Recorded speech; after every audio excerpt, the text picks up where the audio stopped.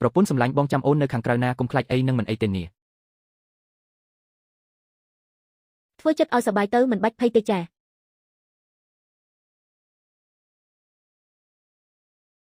ប៉ាម៉ាក់មិនអីទេមែនទេហ្នឹងសំលេងយំម៉ាក់នឹងមិនអីទេជីអិនកូនប៉ាកុំបារម្ភអីណាកុំយំអីកូនល្អ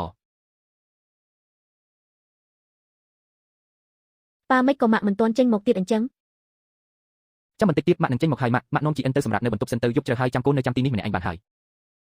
ចាំលោកយាយនាំទៅសម្រាប់សិនណាចាំកូនភ្ញាក់ឡើងម៉ាក់ក៏ត្រឡប់មកវិញដែរល្អទេក្មេងល្អស្ដាប់បង្គាប់ណាកើតហើយតើជាកូនប្រុសម្នាក់ដែលមានសុខភាពល្អណាស់ចាឲ្យតែគេមានសុខភាពល្អគឺគ្រប់គ្រាន់ហើយ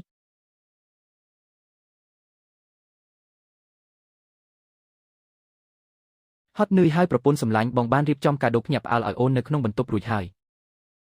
ចុះជីអិនមិនក៏មិនឃើញកូនអញ្ចឹងបង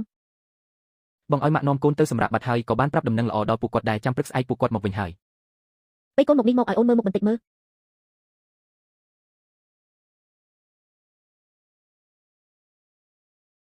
ប្រពន្ធសម្លាញ់អូនមើលចុះច្រមុះគេដូចអូនបេះបិទតែម្ដងមែនហេល្អណាស់ជីអិនមានប្អូនប្រុសហើយកូននៅមិនទាន់មានឈ្មោះទេបងថាដាក់ឈ្មោះអីទៅល្អចុះបើដាក់ឈ្មោះថាសិនឈិនស៊ីម្នាក់ឈ្មោះអិនម្នាក់ឈ្មោះស៊ីពិតជាឈ្មោះល្អមែនប្រពន្ធសម្លាញ់អរគុណអូនខ្លាំងណាស់លោកគ្រូពេទ្យថា6 ម៉ោងក្រោយត្រូវចុះដើរខ្លះឥឡូវអូនសម្រាប់សិនទៅណាបងនៅក្បែរអូនរហូតហ្នឹង